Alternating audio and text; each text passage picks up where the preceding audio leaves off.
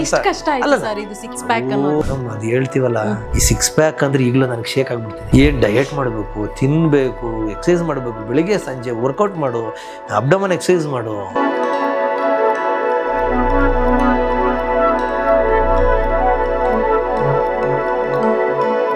Further ಈಗ normal people 6 pack ಮಾಡೋರು ಇದ್ರೆ ರಿಸ್ಕ್ ಅಂತ ಅನ್ಸಲ್ವಾ ಸರ್? ಮೇಡಮ್, ಅದು 6 ಪ್ಯಾಕ್ ಮಾಡೋದು ರಿಸ್ಕೇ ಮೇಡಮ್. ಯಾಕಂದ್ರೆ ನೀವು ಯಾವುದೇ ಬಾಡಿ ಬಿಲ್ಡರ್ನ ಕೇಳಿ 6 ಪ್ಯಾಕ್ ಮಾಡಿರೋರನ್ನ ಅವರು ಉತ್ತರ ಕೊಡ್ತಾರೆ.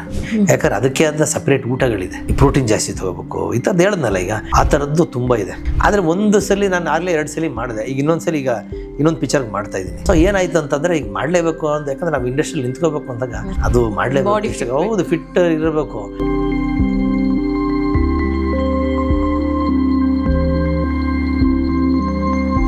ದುಡ್ದಿದ್ದೆಲ್ಲ ಅಲ್ಲೇ ಹಾಕ್ತಿದ್ರಲ್ವಾ ಸರ್? ಹೌದು. ಮತ್ತೇನ್ ಮಾಡ್ತಿದ್ರಿ ಜೀವನ? ತುಂಬ ಕಷ್ಟ ಮೇಡಮ್, ತುಂಬಾ ಅಂದ್ರೆ ತುಂಬ ಕಷ್ಟಪಟ್ಟಿದ್ದೀನಿ ಮೇಡಮ್. ಯಾಕಂದ್ರೆ ಯಾವ ಥರ ಒಂದು ದಿವಸ ನಾನು ಸಕ್ಸಸ್ಫುಲ್ ಆದಾಗ ಹೇಳ್ಕೊಳಕ್ಕೆ ತುಂಬ ಚೆನ್ನಾಗಿರುತ್ತೆ. ನಿಜ ಅದು ಎಲ್ಲ. ಅವಾಗ ಏನು ಮಾಡ್ತಾರೆ, ಈಗ ಎಷ್ಟೇ ಆಗಲಿ ಯಾರೇ ಆಗಲಿ ಅವ್ರು ಕಷ್ಟಪಟ್ಟರೆ, ಈಗ ಎಷ್ಟೋ ಜನ ಕೇಳ್ತಾರೆ. ಈಗ ನಮ್ಮಿದನ್ನು ಈಗ ಸುಮಾರು ಮಾತಾಡಿದ್ದೀನಿ, ಕೇಳಿ ನಾನು ಸುಮಾರು ಜನ ಫೋನ್ ಮಾಡ್ತಾರೆ, ಏನು ಸರ್ ಇಷ್ಟು ಕಷ್ಟಪಟ್ಟಿದ್ದೀರ ಅಂತ. ಅದು ಎಲ್ಲರೂ ಕಷ್ಟಪಡಲೇಬೇಕು ಮೇಡಮ್.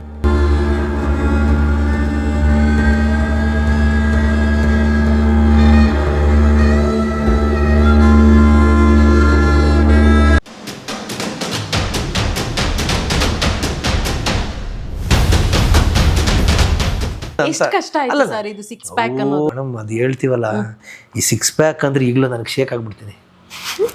ಏನು ಡಯಟ್ ಮಾಡಬೇಕು, ತಿನ್ಬೇಕು, ಎಕ್ಸಸೈಸ್ ಮಾಡಬೇಕು, ಬೆಳಿಗ್ಗೆ ಸಂಜೆ ವರ್ಕೌಟ್ ಮಾಡು, ಅಬ್ಡಮನ್ ಎಕ್ಸಸೈಸ್ ಮಾಡು, ವಾಟರ್ ನೀಟಾಗಿಲ್ಲ.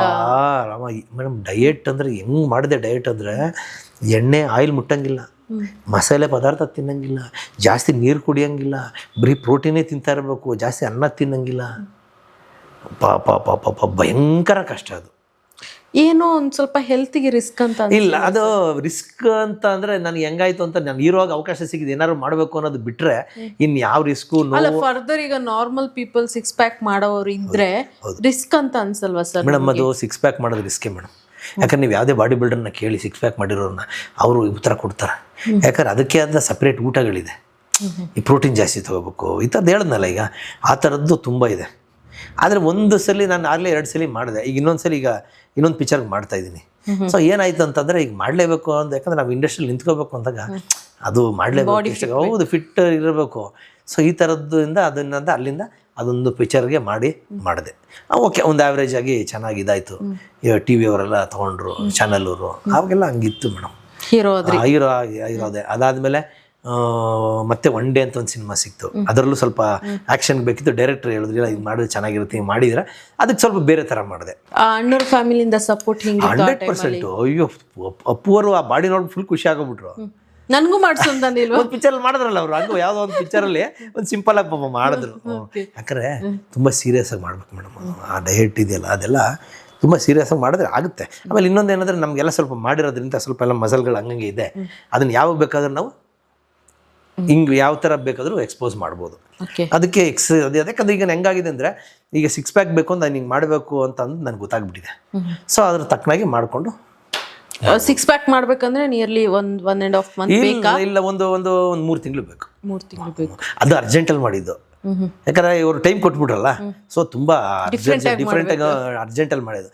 ಈಗ ನಾವು ಸ್ವಲ್ಪ ಈಗ ಒಂದಷ್ಟು ಹೀರೋಗಿ ಮಾಡಿರೋದ್ರಿಂದ ಪ್ರೊಡ್ಯೂಸರ್ಗಳು ಒಂಚೂರು ಟೈಮ್ ಕೊಡ್ತಾರೆ. ಹೀರೋ ಆಗಿ ಫಸ್ಟ್ ಆಗಿ ಸ್ಕ್ರೀನ್ ಮುಂದೆ ಬಂದಾಗ ಯಾವುದೋ ಒಂದು ಸಿಚುವೇಶನ್ ಮಾಡಕ್ ಕಷ್ಟಪಟ್ಟಿರೋದು ಇದೆಯಾ ಸರ್? ಮೇಡಮ್, ಕಷ್ಟಪಟ್ಟಿರೋದು ಅನ್ನೋದು ಯಾವುದು ಅಂದ್ರೆ, ತುಂಬ ಅದೊಂದು ಹೇಳ್ತೀನಿ, ತುಂಬ ಹೆಂಗೆ ಅಂತ ಹೀರೋಯಿನ್ ಇರಲಿ ಅದಿರಲಿ ಅದೆಲ್ಲ ಮಾಡಿಬಿಟ್ಟಿದ್ದೀವಿ ಬಿಡಿ.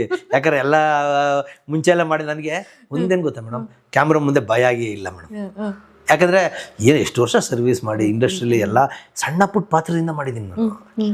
ಹೀರೋ ಆಗಿ ಏನಂತೀವಲ್ಲ, ಸಣ್ಣ ಈಗ ಒಂದ್ಸಲಿ ನಾನು ಏನಾದ್ರು ಯಾವ್ದಾದ್ರು ಪಿಕ್ಚರ್ ರಾಯರ ದಯಿಂದ ಸೂಪರ್ ಡೂಪರ್ ಹಿಟ್ ಆಗ್ಬಿಟ್ರೆ, ಒನ್ ಆಫ್ ದಿ ನಾನು Rajinikanth, one of the Jaggesh ಅವರು ಕಷ್ಟಪಟ್ಟಿರೋದು ನಾನು ಹೇಳ್ಕೋಬಹುದು. ಅದೇ ನಾನು ಮಾತ್ರ ಅಲ್ಲ, ನಿಮ್ಗೂ ಗೊತ್ತು, ಇಂಡಸ್ಟ್ರಿ ಅವ್ರಿಗೆ ಗೊತ್ತು, ಅಪ್ಪು ವೆಂಕಟೇಶನ್ ಕಷ್ಟಪಟ್ಟಿದ್ದಾರೆ. ಆ ಜರ್ನಿಲ್ ಬಂದಿದ್ದೆ ಇದು ಅಣ್ಣವ್ರ ಮನೆ, ಇದೆಲ್ಲ ಆ ಕಷ್ಟಪಟ್ಟಿದ್ದಕ್ಕೇನೆ. ಸೊ ಸಿನಿಮಾ ಹಿಂಗೆ ಮಾಡ್ಕೊಂಡು ಬಂದಿದ್ದು. ಸೊ ಅಂದ್ರೆ ಆಸ್ ಎ ಫೈಟ್ ಮಾಸ್ಟರ್ ನೋಡೋಗ ಸರ್, ಫೈಟ್ ಮಾಸ್ಟರ್ ಅಂತ ಹೇಳ್ಬೇಕಲ್ಲ, ಅದಕ್ಕಾದ್ರೂ ನೀವು ಫಿಟ್ ಅಂಡ್ ಫೈನ್ ಆಗಿರ್ಬೇಕಲ್ಲ. ನೋಡ್ತಾ ಇರ್ತಾರೆ ಈಗ ಪುನೀತ್ ಅವ್ರ ಮಾಸ್ಟರ್ ಏನ್ ಮಾಡಿದ್ರು ನೋಡೋಣ ಅಂತ ಬರೋರು ತುಂಬಾ ಜನ ಇದ್ದಾರೆ. ಸೊ ಆ ಒಂದು ಇದರಿಂದ ಈ ಥರದ್ದೊಂದು ಮಾಡಿಕೊಂಡು ಈಗ ಸಿನಿಮಾ ಹೀರೋ ಒಂದಷ್ಟು ಮಾಡ್ತಾ ಇದ್ದೀನಿ ಮೇಡಮ್. ಈಗ ಅದಾದಮೇಲೆ ಈಗ ಉದಾಹರಣೆ ಅಂತೆಲ್ಲ ಮಾಡಿದೆ. ಅದಾದ್ಮೇಲೆ ಗೋಸಿಗೆ ಒಂದಷ್ಟೆಲ್ಲ ರಿಲೀಸ್ ಆಗಿ ಇನ್ನೂ 2 ರಿಲೀಸ್ ಆಗಬೇಕು. ಒಂದು ಪಾಂಡವಪುರದ ಪ್ರಚಂಡ್ರು ಅಂತ ಒಂದು ನನ್ನ ಫ್ರೆಂಡೇ ಪ್ರೊಡ್ಯೂಸರ್, ಅದಕ್ಕೆ ಉಮೇಶ್ ಅಂತ, ಅದೊಂದು ರಿಲೀಸ್ ಆಗಬೇಕು. ಮತ್ತು AR ಬಾಬು ಅವರು ಅಂತ ಹೇಳಿದ್ನಲ್ಲ, ಅವರು ನನಗೊಂದು ಹೀರೋ ಆಗಿ ಒಂದು ಅವಕಾಶ ಕೊಟ್ಟರು. ಆಮೇಲೆ ಅದು ರಿಲೀಸ್ ಆಗಬೇಕು. ಆ ಸಿನಿಮಾ ಹೆಸರು ಅವ್ರು ಯಾವಾಗಲೂ ಕಾಮಿಡಿ ಟೈಟ್ಲ್ಗಳು ಇಡೋದು, ಇರಲಾರ್ದೆ ಇರುವೆ ಬಿಟ್ಕೊಂಡ ಅಂತ ಟೈಟ್ಲ್. ಓಕೆ, ಅವ್ರು ಯಾವಾಗಲೂ ಕಾಮಿಡಿ ಡೈರೆಕ್ಟ್ರು. ಸೊ ನಾನು ಮತ್ತು ಜಗ್ಗೇಶ್ ಅವ್ರ ದೊಡ್ಡ ಮಗ ಇದ್ದಾರೆ, ಅವರು ಇಬ್ಬರು ಇರೋ, ನಾನು ಅವರಿಬ್ಬರು. ಅದೊಂದು ರಿಲೀಸ್ ಬಾಕಿ ಇದೆ. ಸ್ಟೋರಿ ಸೆಲೆಕ್ಷನ್ ಮಾಡ್ಬೇಕಾದ್ರೆ ಮೇನ್ ಆಗಿ ಏನು ನೋಡ್ತೀರಾ ಮೇಡಮ್? ಈಗ ಎಲ್ಲ ಡೈರೆಕ್ಟರ್ ಕ್ಲೋಸ್ ಆಗಿರೋದ್ರಿಂದ ನಾನು ಹೇಳ್ತೀನಿ, ಹಿಂಗೆ ಮಾಡಿದ್ರೆ ಹಿಂಗೆ ಚೆನ್ನಾಗಿರುತ್ತೆ, ಹಿಂಗೆ ಫೈಟ್ ಮಾಡೋಣ. ಯಾಕಂದರೆ ಸ್ವಲ್ಪ ಮುಂಚೆ ಥರ ಅಲ್ಲ, ಮುಂಚೆ ಥರ ಅಲ್ಲ. ಈಗ ಒಂದು ಟೈಮಲ್ಲಿ ಏನಾಯ್ತು, ಈಗ ಫಸ್ಟ್ ಒನ್ ಡೇ ಅಂತ ಒಂದು ಸಿನಿಮಾ ಮಾಡೋದಲ್ಲ, ಪ್ರೇಮಿಗಾಗಿನ ಅಂತ. ಅವಾಗ ನಾನು ಹೆಂಗೆ ಅಂದರೆ ಮೇಡಮ್, ಈ ಸಣ್ಣ ಪುಟ್ಟ ಪಾತ್ರ ಮಾಡಬೇಕಾದ್ರೆ ಹೀರೋಗಳೆಲ್ಲ ಕೂತ್ಕೊಳ್ಳೋರು ಊಟಕ್ಕೆ ಬ್ರೇಕ್ ಟೈಮಲ್ಲಿ. ಅವ್ರದ್ದೇ ಆದ ಸಪ್ರೇಟ್ ಊಟ, ಅವ್ರದ್ದೇ ಆದ ಬೇರೆ ಟೇಬಲ್ಗಳು, ಹೀರೋಯಿನ್ಸ್ ಎಲ್ಲ. ನಾವೆಲ್ಲ ಈ ಸೆಕೆಂಡ್ ಕ್ಯಾಟಗರಿ ಸಣ್ಣ ಪುಟ್ಟ ಪಾತ್ರ ಮಾಡಿ ಈ ಕಡೆ ಗ್ಯಾಂಗು. ನನಗೆ ಅನಿಸೋದು ನಾನು ಯಾವಾಗ ಅಲ್ಲೋ ಕೂತ್ಕೊಳ್ಳೋದು ನೋಡಿ, ಅದೊಂದು ಟೈಮ್ ಬಂತು ನೋಡಿ, ಯಾವಾಗ ಕೂತ್ಕೊಳ್ಳೋದು ಅಂತ ಹಿಂಗೆ ಮಾಡ್ತಿದ್ದ. ಅದಾದ್ಮೇಲೆ ಬಂತು ಪ್ರೇಮಿಗಾಗಿನ ಒನ್ ಡೇ ಸಿನಿಮಾಗೆಲ್ಲ. ಹೆಂಗೆ ಅಂದರೆ ಮೇಡಮ್, ಸರ್ ನಮಸ್ಕಾರ ಸರ್, ಏನು ಕೊಡಲಿ ನೋಡಿ, ನಿಮಗೆ ಹೆಂಗೆ ಆಗುತ್ತೆ ಅಂದರೆ ಇಂಡಸ್ಟ್ರಿ ಒಳಗೆ ನಮ್ಮನ್ನು ಒಂದು ಹೀರೋ ಲೆವೆಲ್ಗೆ ಕೂರಿಸಿ ಟೇಬಲ್ ಹಾಕಿ ಸರ್ ಕೂತ್ಕೊಳ್ಳಿ ಅಂತೇಳಿ, ಅದಾದಮೇಲೆ ಎಲ್ಲ ಥರ ಐಟಮ್ಸ್ ಹಾಕಿ ಎಲ್ಲ ನೆನೆಸ್ಕೊಂಡು ಒಂದು ದಿವಸ ಕಣ್ಣಲ್ಲಿ ಹತ್ತೇ ಬಿಟ್ಟೆ ನಾನು. ಯಾಕಂದರೆ ಒಂದು ಕಾಲದಲ್ಲಿ ಅನ್ಕೊಂಡಿದ್ದೆ, ಆದರೆ ಭಗವಂತ ರಾಯರು ನಮಗೆ ಒಂದು ಸಿಚುವೇಶನ್ ಕೊಟ್ಬಿಟ್ಟಲ್ಲ. ಇವಾಗ ತುಂಬ ಖುಷಿಯಾಗುತ್ತೆ. ಸಿನಿಮಾ ಇಟ್ಟು ಫ್ಲಾಪು ಎಲ್ಲ ಆಮೇಲೆ, ಆದರೆ ಆ ಕಷ್ಟಪಟ್ಟಿದ್ದಕ್ಕೆ, ನಾನು ಅಷ್ಟು ವರ್ಷದಿಂದ ಜರ್ನಿ ಮಾಡಿದ್ದಕ್ಕೆ ಒಂದು ಹೀರೋ ಅನ್ಸ್ಕೊಂಡು ನನ್ನದೇ ಆದ ಒಂದು ಟೇಬಲ್ಲು, ಪಕ್ಕದಲ್ಲಿ ಹೀರೋಯಿನ್ನು, ಮ್ಯಾನೇಜರ್ಗಳು, ಡೈರೆಕ್ಟರ್ಗಳು, ಅದನ್ನೇ ಹೇಳಿದ್ದು. ಈಗ ಅದೆಲ್ಲ ಒಂಥರ ನನಗೆ ಡಿಫ್ರೆಂಟ್ ಅಲ್ವಾ? ಅದೆಲ್ಲ ಸರ್ ಏನು ಬೇಕು ಅಂತೇಳಿ ತಂದು ಹಾಕೋದು, ನಾ ವೆಜ್ಜೋ ನಾನ್ ವೆಜ್ ಏನೋ ಒಂಥರ ಹೀರೋ ಟ್ರೀಟ್ಮೆಂಟ್ ಅಲ್ವಾ ಮೇಡಮ್? ತುಂಬ ಖುಷಿ ಆಗೋದು. ಈಗ ಒಂದು ಸ್ವಲ್ಪ ಅದೆಲ್ಲ ಸ್ವಲ್ಪ ಹಳೇದಾಗಿ ಹಂಗೆ ಈಗೆಲ್ಲ ಗೊತ್ತಿರೋದ್ರಿಂದ ನಾರ್ಮಲ್ ಈಗೆಲ್ಲ ಸರ್ ಬನ್ನಿ ಥರ ಆಗ್ತಾರೆ, ಚೇರ್ ಆಗ್ತದೆ, ಏನು ಹಿಂಗೆ ನಡೀತಾ ಇದೆ ಮೇಡಮ್. ಸರ್, ಇವಾಗ ಇಂಡಸ್ಟ್ರಿಯಲ್ಲಿ ಒಬ್ಬ ಹೀರೋ ಆಗಬೇಕು ಅಂತಿದ್ರೆ ಡೈರೆಕ್ಟರ್ ಪ್ರೊಡ್ಯೂಸರು ಕೇಳ್ತಾರೆ, ಹೌದು, ಎಷ್ಟು ಹಾಕ್ತೀರಾ, ಎಷ್ಟು ಕೊಡ್ತೀರಾ ಅಂತ. ನೀವು ಅದನ್ನ ಫೇಸ್ ಮಾಡಿದ್ರಾ ಮೇಡಮ್? ಯಾಕಂದ್ರೆ ನಿಮ್ಗೆ ಇಂಟ್ರೆಸ್ಟ್ ತುಂಬಾ ಇತ್ತು, ಮಿಸ್ಯೂಸ್ ಸಿಕ್ಕಾಪಟ್ಟೆ ಆಗ್ತಿತ್ತು. ಒಂದು ಟೈಮಲ್ಲಿ ಅದಿತ್ತು. ಯಾವಾಗ ಅಪ್ಪು ವೆಂಕಟೇಶ್ ಅಂತ ಹೆಸರಾಯಿತು, ಎಲ್ಲರಿಗೂ ಗೊತ್ತಾಯಿತು. ಯಾಕಂದರೆ ಹೆಸರಾದ ಮೇಲೆ ಏನಾಗುತ್ತೆ ಅಂತಂದರೆ, ನಾವು ಪಳಗ್ಬಿಟ್ಟಿರ್ತೀವಲ್ಲ, ಯಾರು ನಮ್ಮ ಹತ್ರ ಬಂದು ಕೇಳಲ್ಲ, ಸರ್ ನೀವು ಸ್ವಲ್ಪ ದುಡ್ಡು ಹಾಕಿ ಅಂತ ಕೇಳಲ್ಲ. ಅದಕ್ಕಿಂತ ಮುಂಚೆ ಕೇಳಿದ್ದಾರೆ. ಅವಮಾನ ಆಗಿದ್ದಿದೆ 100%. ಟಿಫನ್ ಹೋಗಿ ನಾವು ಒಂದು ಮಾಡಿದಾಗ, ಯಾರು ಹೋಗ್ರಿ, ಅಲ್ಲಿ ಹೋಗ್ರಿ, ಆ ಕಡೆ ಹೋಗ್ರಿ ಅಂತ ಎಲ್ಲ ಓಡಿಸಿರೋದೆಲ್ಲ ಉಂಟು, ಬೈದಿರೋದು ಉಂಟು. ಒಂದೇ ಒಂದು ಸೀನ್ ಹೇಳ್ತೀನಿ ನಿಮಗೆ. ಹೊಸಬ ಅವಾಗ ನಾನು ಇನ್ನು ಹೊಸಬ, ಒಂದೆರಡು ಇನ್ಸಿಡೆಂಟ್ ಹೇಳ್ತೀನಿ ಚೆನ್ನಾಗಿದೆ. ಯಾಕಂದರೆ ವೀಕ್ಷಕರು ಕೆಲವರು ಸಿನಿಮಾ ಆಸಕ್ತಿಗೆ ಸೇರ್ಕೋಬೇಕು ಅನ್ನೋರು ನೋಡ್ತಾ ಇರ್ತಾರೆ. ಅಲ್ಲ, ಕೆಲವರು ಏನು ಅನ್ಕೊಳ್ತಾರೆ ಅಂದರೆ ರಾಜ್ಕುಮಾರ್ ಫ್ಯಾಮಿಲಿ ಇನ್ಫ್ಲೂಯೆನ್ಸ್ ಇಂದಾನೆ ಇಷ್ಟು ಬಂದಿದ್ದಾರೆ ಅಂತ ಅಲ್ಲ. ಈಗ ಸತ್ಯ ಅದು, ನಾನು ಇಲ್ಲ ಅಂತ ನಾನು ಹೇಳಲ್ಲ. ಇವತ್ತು ವೆಂಕಟೇಶ್ ಅಂದ್ರೆ ಯಾರಿಗೂ ಗೊತ್ತಿಲ್ಲ, ಅಪ್ಪು ವೆಂಕಟೇಶ್ ಅಂದ್ರೆ ಗೊತ್ತಾಗೋದು. ಆ ಹೆಸರು ಅಪ್ಪು ವೆಂಕಟೇಶ್ ಹೆಸರಿಂದ ಇವತ್ತು ನಾನು ಊಟ ಮಾಡ್ತಾ ಇದ್ದೀನಿ. ಅಲ್ಲಿಗೆ ಹೋಗಕ್ ನೀವು ಒಂದಷ್ಟು ಕಷ್ಟಪಟ್ಟಿದ್ದೀರಲ್ಲ, ಮತ್ತೆ ಅಣ್ಣವ್ರ ಮನೆ ಮೆಟ್ಲು ತುಳಿಬೇಕು ಅಂದ್ರೆ ಎಷ್ಟು ಕಷ್ಟಪಟ್ಟಿದ್ದೀನಿ ಅಲ್ವಾ? ಒಂದು ಇನ್ಸಿಡೆಂಟ್, ಒಂದು ನನ್ನ ಜರ್ನಿ ಒಳಗೆ. ಯಾಕಂದ್ರೆ ಈಗ ನೀವು ಆಲ್ರೆಡಿ ರಜನಿಕಾಂತ್ ಅವ್ರು ಆಗಿರ್ಬೋದು, ಎಷ್ಟು ಕಷ್ಟಪಟ್ಟರು, ಅಷ್ಟು ಅವಮಾನ ಆಯ್ತು ಅಂತ ಹೇಳ್ತಾ ಇರ್ತಾರೆ. ಜಗ್ಗೇಶ್ ಅವರು ಬಂದಾಗ ಅವ್ರದ್ದೇ ಆದ ಒಂದು ಮೇಡಮ್, ಒಬ್ಬ ಸಕ್ಸಸ್ಫುಲ್ ನಾಯಕ ನಟನಾಗಿರ್ಬೋದು, ಕಲಾವಿದನ ಹಿಂದೆ ಅವನದೇ ಆದ ಕಷ್ಟ ಇದೆ. ಖಂಡಿತ, ಕರೆಕ್ಟ್ ಅಲ್ಲ ಮೇಡಮ್? ಈಗ ನೀವು ಈ ಥರ ಒಂದು ನನ್ನ ಪ್ರಶ್ನೆ ಮಾಡಿ, ಎಲ್ಲ ಕಲಾವಿದನ ಪ್ರಶ್ನೆ ಮಾಡಿ ಎಲ್ಲ ಕೂತ್ಕೊಂಡು ಇಷ್ಟೆಲ್ಲ ಟ್ಯಾಲೆಂಟ್ ಇದು ನೀವು ಮಾತಾಡಬೇಕು ಅಂತಂದರೆ ಸುಮ್ಮನೆ ಅಲ್ಲ. ನೀವೆಷ್ಟು ಪ್ರಿಪೇರ್, ಸುಮ್ಮನೆ ಒಂದು ಸಲ ಒಂದು ನಿಮ್ಮ ಜರ್ನಿ ಹಿಂದ್ಗಡೆ ನೆನೆಸ್ಕೊಂಡ್ರೆ, ನೀವು ಎಲ್ಲಿರ್ತೀರೋ, ಯಾವ ಊರು ಇರ್ತೀರೋ, ಏನೇನು ಎಲ್ಲನೂ ನೀವು ಈಗ ಮಾತಾಡ್ಬೇಕಂದ್ರೆ, ಸ್ಪೀಚ್ ಮಾತಾಡ್ಬೇಕಂದ್ರೆ ಅದಕ್ಕೆ ಏನೇನೋ ಕೋರ್ಸ್ಗಳಿರ್ತವೆ, ಗೊತ್ತಿಲ್ಲ, ಜನರಲ್ ಆಗಿ ಹೇಳೋದು. ಆಮೇಲೆ ಒಂದೊಂದು ಚಾನಲ್ಗೆ ಹೋಗ್ಬೇಕು ಅಂತಂದ್ರು, ಒಂದೊಂದು ಸಲ ನೀವು ಮಾತಾಡ್ಬೇಕು ಅಂದ್ರೆ ಎಲ್ಲ ಚಾನಲ್ಗೆ ಎಷ್ಟು ಕಷ್ಟಪಟ್ಟಿರ್ತೀರಿ ಅಲ್ವಾ? ಇವತ್ತು ನೀವು ನಮ್ಮನ್ನು ಪ್ರಶ್ನೆ ಮಾಡ್ಬೇಕಂದ್ರೆ ಎಷ್ಟು ಕಷ್ಟಪಟ್ಟಿರ್ತೀರಿ. ನಮ್ಮ ಲೈಫಲ್ಲೂ ಹಂಗೆ ಇರುತ್ತೆ ಮೇಡಮ್. ತುಂಬ ಅವಮಾನ ಮಾಡೋದು ತುಂಬ, ಅದೆಲ್ಲ ಎಲ್ರಿಗೂ ಇದ್ದೇ ಇರುತ್ತೆ. ಅದು ನಮಗೊಂಥರ ಟ್ರಂಪ್ ಕಾರ್ಡ್ ಇದ್ದಂಗೆ. ಯಾವತ್ತು ಆ ಕಷ್ಟಪಟ್ಟರೆ ಆ ಉಂಡಿಗೆ ಭಗವಂತ ತುಂಬಿಸ್ತಾನೋ, ತುಂಬಿದಾಗಲೇ ಅವಾಗ ನಾವು ನೀವೆಲ್ಲ ಫೋಕಸ್ ಆಗೋದು. ಹೌದು, ಯಾಕಂದ್ರೆ ಕಷ್ಟಪಟ್ಟಿರ್ತೀವಲ್ಲ. ಸಡನ್ ಆಗಿ ಒಂದೇ ಕಾಯಿನ್ಗೆ ಆಗಲ್ಲ, ಅದು ಒಂದೇ ಇದಕ್ಕೆ ಅಲ್ಲ. ಸಡನ್ ಆಗಿ ಬಂದ್ರೆ ಸಡನ್ ಆಗಿ ಹೋಗ್ಬಿಡುತ್ತೆ ಅಲ್ಲ. ಈಗ ಅನುಭವ ಅನ್ನೋದಿದೆಯಲ್ಲ, ಅದನ್ನ ನಮ್ಗೆ ಇಷ್ಟು ನಮ್ಮಷ್ಟು ನಿಮ್ಮಷ್ಟು ಮಾಡಕ್ ಸಾಧ್ಯನೇ ಇಲ್ಲ ಒಂದರಲ್ಲಿ. ಹೌದು, ಖಂಡಿತ. ಕರೆಕ್ಟ್ ಅಲ್ವಾ? ಹೆಂಗಂದ್ರೆ ಮಾಡ್ತಾ ಮಾಡ್ತಾ ಮಾಡ್ತಾ ಮಾಡ್ತಾ ನಿಮಗೆ ಗೊತ್ತಾಗುತ್ತೆ. ನಿಂಗೆ ಪ್ರಶ್ನೆ ಕೇಳಬೇಕು ಅವ್ರಿಗೆ, ನಾನು ಹೆಂಗೆ ಹೇಳ್ಬೇಕು ಅನ್ನೋದು ನಮ್ಗೆ ಗೊತ್ತಾಗುತ್ತೆ, ನಾನು ಹೆಂಗೆ ಆ್ಯಕ್ಟ್ ಮಾಡ್ಬೇಕು ಅನ್ನೋದು. ಇದೆಲ್ಲ ಪ್ರಿಪ್ರೇಷನ್ಸ್ ಹೆಂಗೆ ಅಂತಂದರೆ ಆ ಕಷ್ಟಪಟ್ಟರೆ ಮಾತ್ರ ಬರೋದು. ಖಂಡಿತ. ಒಂದು ದಿವಸ ಏನಾಯಿತು, ಯಾವುದೊಂದು ಇಲ್ಲ, ನಾನು ಹೆಸರು ಹೇಳೋಕ್ಕೆ ಪಡಲ್ಲ, ಇರಲಿ, ಅವರೆಲ್ಲ ನನ್ನ ಫ್ರೆಂಡ್ಸೇ. ಇವಾಗ ಒಂದು ಸಿನಿಮಾ ಬಿಡದಿ ಹತ್ರ ಒಂದು ಸಿನಿಮಾ ಶೂಟಿಂಗಿಗೆ ನನ್ನ ಅವಾಗ ಕರೆದ್ರು. ಅವಾಗೆಲ್ಲ ಸಣ್ಣ ಪುಟ್ಟ ಪಾತ್ರ ಹೇಳಿದ್ನಲ್ಲ, ಫೋಟೋಸ್ ಕೊಟ್ಬಿಟ್ಟು ಮಾಡ್ತಾ ಸರ್ ಯಾವ್ದು? ಇರಲಿ, ಅದೇ ಹೆಸರು ಬೇಡ, ನಾನು ಹೇಳಲ್ಲ, ಅದಾಗ ಅವರು ಗೊತ್ತಾಗ್ಬಿಡುತ್ತೆ. ಒಂದು ಸಿನಿಮಾ, ಓಕೆ. ಆ ಸಿನಿಮಾದಲ್ಲಿ ಏನಾಯಿತು ಅಂತಂದರೆ, ಹೋದೆ ನಾನು ನಮ್ಮ ಫ್ರೆಂಡು ಇಬ್ಬರು ಪಾತ್ರ ಕೇಳ್ಕೊಂಡು ಹೋದ್ವಿ. ಹೆಂಗೆ ಮಾಡ್ತಾ ಇದ್ದಾರೆ ಅಂತಂದರೆ, ನೀನು ಈ ಕಡೆ ಬಾ, ನೀನು ಈ ಕಡೆ ಬಾ, ನೀನು ಈ ಕಡೆ ಬಾ, 2 ಗ್ಯಾಂಗ್, ವಿಲನ್ ಗ್ಯಾಂಗು ಎಲ್ಲ ಡಿವೈಡ್ ಮಾಡ್ತಾವ್ರೆ. ನಮಗೆ ಅರ್ಥ ಆಗೋಯ್ತು, ಗುಂಪಲ್ಲಿ ಗೋವಿಂದ ಇದು ಅಂತ ಅಂದ್ಬಿಟ್ಟು ನಾವೇನು ಮಾಡಿದ್ವಿ, ಇರಲಿ ಅಂತ ಅಂದ್ಬಿಟ್ಟು ನಿಂತ್ಕೊಂಡ್ಬಿಟ್ವಿ. ಎಲ್ಲ ಏನು ಮಾಡ್ಬಿಟ್ಟಿದ್ದಾರೆ, ಕಾಸ್ಟ್ಯೂಮ್ ಕೊಟ್ಟಿದ್ದಾರೆ. ಅವಾಗೆಲ್ಲ ಸಿನಿಮಾದವ್ರು ಕಾಸ್ಟ್ಯೂಮ್ ಕೊಡ್ತಾರೆ, ಈಗಲೂ ಕೊಡ್ತಾರೆ. ಎಲ್ಲ ತೊಗೊಂಡು ಹಾಕೊಂಡ್ಬಿಟ್ರು. ನಾನು ನಂದೇ ಆದ ಕಾಸ್ಟ್ಯೂಮ್ ತೊಗೊಂಡೋಗಿದ್ದೆ, ಒಂದು ಜೀನ್ಸ್ ಪ್ಯಾಂಟು, ಒಂದು ಟೀ ಶರ್ಟು, ಶರ್ಟ್ ಹಾಕೊಂಡೋಗಿದ್ದೆ. ಬಿಡದಿ ಹತ್ರ ದೊಡ್ಡದು ದನ ನೀರು ಕುಡಿಯುತ್ತಲ್ಲ, ಆ ಥರದ್ದು ದನದ ಕೊಟ್ಟಿಗೆ. ಅದು ಜಾಗ, ನೀರು ಕುಡಿಯೋ ಜಾಗ ಹೆಂಗಿದೆ, ಒಂದು 10-20 ಇದೆ, ಒಂದು 1000 ಹಸುಗಳು. ನೀರು ವಾಸನೆ ಅಂದರೆ ವಾಸನೆ, ಕುಡಿದು ಹಸು ಏನು ಕುಡಿದು ಅದೆಲ್ಲ ತೊಪ್ಪೆ ಸಗಣಿ ಎಲ್ಲ ಕಲಿಸಿ ಆ ಥರದ್ದು ನೀರು. ಸರಿ, ಇವರೆಲ್ಲ ಒಂದು ಗ್ಯಾಂಗು ಆ್ಯಕ್ಷನ್ ಅಂದ ತಕ್ಷಣ ನೀರೊಳಗೆ ಬೀಳಬೇಕು. ನಾನು ಪಕ್ಕದಲ್ಲೇ ನಿಂತಿದ್ದೆ. ಆ್ಯಕ್ಷನ್ ಅಂದ ತಕ್ಷಣವೇ ಎಲ್ಲ ಬಿದ್ದರು. ಇವ್ರು ನನಗೆ ಹೇಳಿರಲಿಲ್ಲ ಬೀಳು ಅಂತ. ಡೈರೆಕ್ಟ್ರು ಬಾಯಿಗೆ ಬಂದವು, ಹೇಳಿಲ್ವೇ ನಿನಗೆ, ಹಾಂ ಬಾ ಬಾ ಅಂತ ನನಗೆ ಸಪ್ರೇಟ್ ಶರ್ಟ್ ಇಟ್ಬಿಟ್ರು. ನೀರೊಳಗೆ, ಸರ್ ನಂದೇ ಶರ್ಟು ಸರ್, ಕಾಸ್ಟ್ಯೂಮರ್ ಬಟ್ಟೆ ಕೊಟ್ಟಿಲ್ಲ ಸರ್, ನನ್ನ ಮನೆಗೆ ಹೋಗ್ಬೇಕಾದ್ರೆ ವಾಸನೆ ಇದೆ, ಮುಚ್ಕೊಂಡು ಬೀಳು. ಏನಾಗುತ್ತೆ ಗೊತ್ತಾ ಮೇಡಮ್, ಕೆಲವು ಡೈರೆಕ್ಟರ್ಗಳು ಇರ್ತಾರೆ ಹೆಂಗೆ ಅಂದರೆ, ನಮ್ಮ ಕೇರ್ಲೆಸ್ಸು, ರಫು ಕೇರ್ಲೆಸ್ಸು. ಯಾಕಂದ್ರೆ ನಾವು ಇನ್ನೂ ಅಚೀವ್ ಮಾಡಿರಲಿಲ್ಲ, ಅವಾಗೆಲ್ಲ ಗೊತ್ತಿಲ್ಲ. ಈಗಾದರೆ ಅಪ್ಪು ವೆಂಕಟೇಶ್ ಯಾರು ಮಾತಾಡಲ್ಲ, ಒಂದು ರೆಸ್ಪೆಕ್ಟ್ ಏನೋ ಒಂದು ರಿಪೋರ್ಟ್ ಮಾತಾಡ್ತಾರೆ. ಅವಾಗೆಲ್ಲ ಹಂಗಿತ್ತು. ಬಿದ್ದು ನೀರೊಳಗೆ ಬಿದ್ದೆ. ನೀರೊಳಗೆ ಬಿದ್ದುಬಿಟ್ಟು ಶಾರ್ಟು ಅದು ಬೇಕಾಗಿಲ್ಲ, ಅದು ಬೇಕು ಅಂತಲೇ ಮಾಡಿದ್ದು. ಅದು ಶಾರ್ಟ್ ವೇಸ್ಟ್ ಶಾರ್ಟ್, ಅದು ಇಂಜಿ ಶಾರ್ಟ್ಗಳೇ. ಬೀಳ್ಸ್ಬಿಟ್ಟು ಆಯ್ತು ನಡೀರಿ ಅಂತ ಅಂದರು. ಬ್ರೇಕ್ ಕೊಟ್ಟರು. ಹೆಂಗಾಯಿತು ಅಂತಂದರೆ, ಮಂಜು ಅಂತೇಳಿ ನನ್ನ ಫ್ರೆಂಡೇ, ಮಂಜು ಸಾಗರ್ ಅಂತೇಳಿ, ಅವನು ನಾನು ಪಾತ್ರ ಕೇಳ್ಕೊಂಡು ಹೋಗಿದ್ವಿ. ಮಂಜುಗೆ ಹೇಳಿದೆ, ಮಂಜು ಇದು ನಮ್ಗೆ ಅಲ್ವೇ ಅಲ್ಲ, ನಾವು ಕಾಣೋದು ಇಲ್ಲ, ನಡಿ ಹೋಗೋಣ ಅಂತ ಅಂದ್ಬಿಟ್ಟು. ಮೇಡಮ್ ಅವತ್ತು ಬಿಸಿಲು ಅಂದರೆ ಬಿಸಿಲು, ಹೋಗ್ತಾ ಹೋಗ್ತಾ ಹೋಗ್ತಾ ಹೋಗ್ತಾ ಒಣಗ್ದಂಗೆ ಎಷ್ಟು ಗಬ್ಬು ವಾಸನೆ ಹೊಡಿತಾ ಇದೆ ಶರ್ಟು ಪ್ಯಾಂಟು.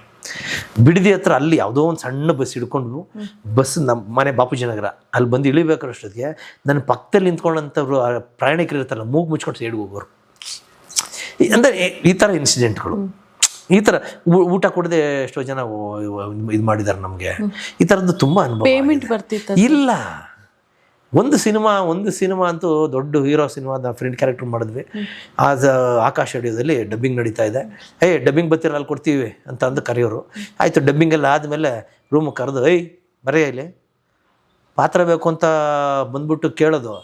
ಆಮೇಲೆ ಈಗ ಪೇಮೆಂಟಿಗೆ ನಿಂತ್ಕೊಳ್ಳೋದಾ ಅಂತ ಬೈಕ್ ಬಂದ್ಬಿಟ್ಟು ಅವ್ರಿಗೆ ಎಷ್ಟು ಇಷ್ಟ ಬರುತ್ತೋ ಅಷ್ಟು ಕೊಟ್ಟು ಕಳ್ಸೋರು. ಬಾಯಿಗೆ ಬಂದಂಗೆ ಬೈದ್ಬಿಟ್ಟು. ಈ ಥರದ್ದು ತುಂಬ ಇದೆ ಮೇಡಮ್. ಯಾಕಂದರೆ ಅದಕ್ಕೆ ನಾನು ತಪ್ಪು ಅಂತ ಹೇಳಲ್ಲ. ಯಾಕೆ ಅಂತಂದರೆ ಅನುಭವಿಸ್ಬೇಕು ಅದನ್ನು.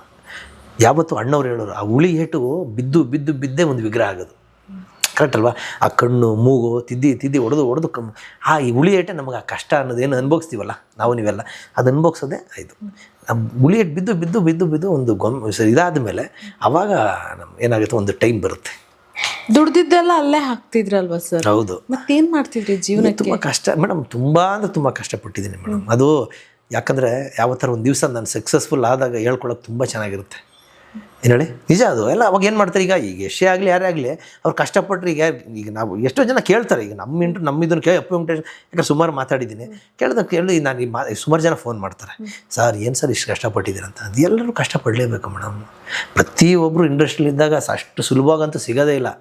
ಯಾಕಂದ್ರೆ ನೀವೇ ನೋಡಿರ್ತೀರ, ಈಗ ಎಷ್ಟೋ ಜನ ದುಡ್ಡಿರೋರು ಒಂದು ಸಿನಿಮಾ ಮಾಡಿ ಹೊಟ್ಟೋಗ್ತಾರೆ. ಅದ್ರ ನಾವು ಹಂಗಲ್ಲ. ಒಂಥರ ಹೆಂಗೆ ಅಂದರೆ, ನಾವೇ ಭಗವಂತನ ಚಾಲೆಂಜ್ ಹಾಕ್ಬಿಟ್ಟಿದ್ದೀವಿ, ನೀನು ಗೆಲ್ಲೋವರೆಗೂ ನಾವು ಬಿಡಲ್ಲ. ಎಷ್ಟು ವರ್ಷದಿಂದ ಇದ್ದೀರಾ ಇಂಡಸ್ಟ್ರಿಯಲ್ಲಿ? 35 ವರ್ಷ ಆಯಿತು.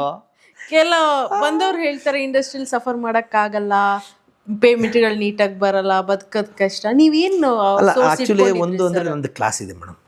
ಅದು ಏನೋ ದೇವ್ರ ದಯೆಯಿಂದ ಅದೊಂದು ನಾನು ಎಲ್ಲೋ ಒಂದು ಕಡೆ ಸ್ವಲ್ಪ ಕಲ್ತಿದ್ದಲ್ಲ ಫೈಟು, ಅದು ನನಗೆ ಕೈ ಹಿಡೀತು ಸ್ವಲ್ಪ ಊಟಕ್ಕೆ. ಈಗ ನೋಡಿ, ನನ್ನ ಫ್ಯಾಮಿಲಿ ಲೀಡಿಂಗ್ ಅದರಲ್ಲೇ ಮಾಡ್ತಿರೋದು. ಪ್ರತಿಯೊಂದು ಇವತ್ತು ನನ್ನ ತಂದೆ ತಾಯಿ ಆಗಿರ್ಬೋದು, ನನ್ನ ಹೆಂಡತಿ ಮಕ್ಕಳಾಗಿರ್ಬೋದು, ಫೀಸ್ ನಿಮಗೆ ಗೊತ್ತು ಬೆಂಗಳೂರು ಎಷ್ಟು ಕಷ್ಟ ಅಂತ. ಖಂಡಿತ. ಬಾಡಿಗೆ ಕಟ್ಕೊಂಡು. ಸೊ ಎಲ್ಲೋ ಒಂದು ಕಡೆ ಇನ್ನು ಬಾಡಿಗೆ ಹೌದು, ಏನು ಬಾಡಿಗೆ ಮನೇಲಿ ಇದ್ವಿ.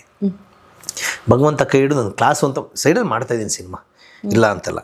ಅದು ಬೆಳಿಗ್ಗೆ ಈ ಕ್ಲಾಸ್ಗಳು ಮಾಡ್ಕೊಂಡು ಸೈಡಲ್ಲಿ ಸಿನಿಮಾ. ಅಂದರೆ ಆ ಪರಿಸ್ಥಿತಿ ನೋಡಿದವ್ರಿಗೆ ಇದು ಮೇಡಮ್, ಒಂದು ಅಪ್ಪು ಅವ್ರು ಇರೋವರೆಗೂ ನಮ್ಗೆ ಯಾವುದು ಇದಿರಲಿಲ್ಲ ಮೇಡಮ್. ಯಾಕಂದರೆ ಎನಿ ಟೈಮ್ ಎಲ್ಲೋ ಒಂದು ಕಡೆ ನಾವು ಫೈಟು ಇದಕ್ಕೆ ಹೋದಾಗ ನಾನು ಕರ್ಕೊಂಡು ಹೋಗೋರು, ಅಲ್ಲಿ ಒಂದಷ್ಟು ದುಡ್ಡು ಬರೋದು, ಏನೋ ಒಂದು ನಡೆಯೋದು, ಅಲ್ಲಿ ಪೇಮೆಂಟ್ ಬರೋದು ವಜ್ರೇಶ್ವರಿ ಸಂಸ್ಥೆಯಿಂದ. ಇದೆಲ್ಲ ಚೆನ್ನಾಗಿತ್ತು.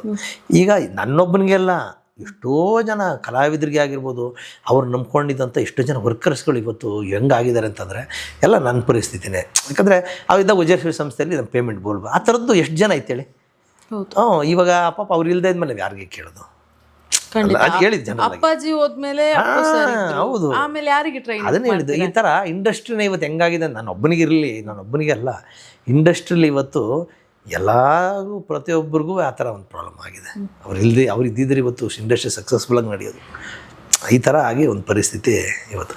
ತೊಂದರೆ ಇಲ್ಲ, ಆದರೆ ಏನಂದರೆ ಕ್ಲಾಸ್ಗಳು ಮಾಡ್ಕೊಂಡು ಈ ಸೈಡಲ್ಲಿ ಇವಾಗ ಇನ್ನೊಂದು ಈಗ ಸ್ಟಾರ್ಟ್ ಮಾಡ್ತಾ ಇದ್ದೀವಿ. ನನ್ನ ಮಕ್ಕಳೇ ಮ್ಯೂಸಿಕ್ ಮಾಡ್ತಾರೆ, ಅದಕ್ಕೆ ಮ್ಯೂಸಿಕ್ ಡೈರೆಕ್ಟರ್ ಅವರೇ. ನನ್ನ ಮಗ ಚಂದನ್ ಹೆಗಡೆ ಅಂತ ಮತ್ತು ಅರ್ಜುನ್ ಹೆಗಡೆ ಅಂತ ಇಬ್ಬರು ಮಕ್ಕಳು.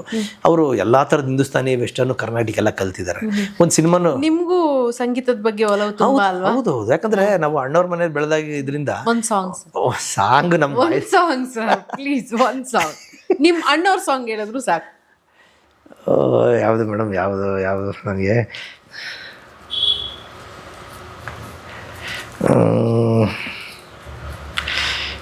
ನನಗೆ ಯಾವ್ದು ಅಷ್ಟು ವಾಯ್ಸ್ ನನಗೆ ಅಷ್ಟು ಚೆನ್ನಾಗಿದೆ. ಆಗ 2 ಲೈನ್ ಹೇಳಿದ್ರೆ ನೀವು ಪೂರ್ತಿ ಕೇಳಬೇಕು. ಹೊಸ ಬಾಳಿನ ಹೊಸಿಲಲಿ ನಿಂತಿರುವ ಹೊಸ ಜೋಡಿಗೆ ಶುಭವಾಗಲಿ, ಹೊಸ ಆಸೆಯ ನೋಡಿ. ಇದೆ ನನಗೆ ಲಿರಿಕ್ಸ್ ಇಷ್ಟೇ ಸಾಕು ನೋಡೋಣ. ಯಾಕಂದ್ರೆ ನನಗೆ ಲಿರಿಕ್ಸ್ಗಳು ಅದು ನಮಗೆ ಬೇಕಾಗಿಲ್ಲ. ಈ ಪ್ಯಾನ್ ಇಂಡಿಯಾ ಬೇಕಲ್ಲ, ಅದಾದ್ರೆ ಆಗಲಿ ಬೇಕಾರೆ.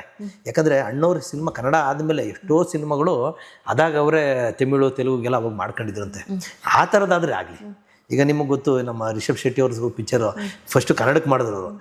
ಆಡಿಯನ್ಸ್ಗಳೇ ಅಲ್ಲಿ ಬೇರೆ ಸ್ಟೇಟ್ ಅವರು ಹಿಂಸೆ ಮಾಡಿ ಇಲ್ಲ ತಮಿಳಿಗೆ ಮಾಡಿ ತೆಲುಗು ಹಂಗಿರ್ಬೇಕು. ಅದು ನಿಮ್ಮ ಅವರ ಭೇಟಿ ಎಲ್ಲ ಆಯಿತು ಸರ್? ರಿಷಬ್ ಅವ್ರದ್ದು ಬಂದು SJP ಕಾಲೇಜಲ್ಲಿ ನಾವು ಅವರು ಎಲ್ಲ ಸಿನಿಮಾಟೋಗ್ರಫಿ ಕೋರ್ಸ್ ಮಾಡ್ತಾಯಿದ್ವಿ. ಆವಾಗ ತುಂಬ ಕ್ಲೋಸ್ ಆಗಿದ್ವಿ. ಅದಾದಮೇಲೆ ಅವರು ಹಿಂಗೆ ನಮ್ಮಂಗೆ ಈಗ ನಾನು ಹೆಂಗೆ ಹುಡುಕ್ತಾ ಇದ್ದೆ, ಅವ್ರದ್ದೇ ಅದು ಪಾಪ ಅವರು ಕಷ್ಟಪಟ್ಟಿದ್ದಾರೆ. ಅವ್ರದ್ದು ಅದು ಒಂದು ಟೀಮ್ ಮಾಡ್ಕೊಂಡು ಹಂಗೆ ಹೋದ್ರು, ನಾವು ಟೀಮ್ ಮಾಡ್ಕೊಂಡು ಹಿಂಗೆ ಬಂದ್ವಿ. ಈ ಥರದಲ್ಲಿ ಅವರು ಹಂಗೆ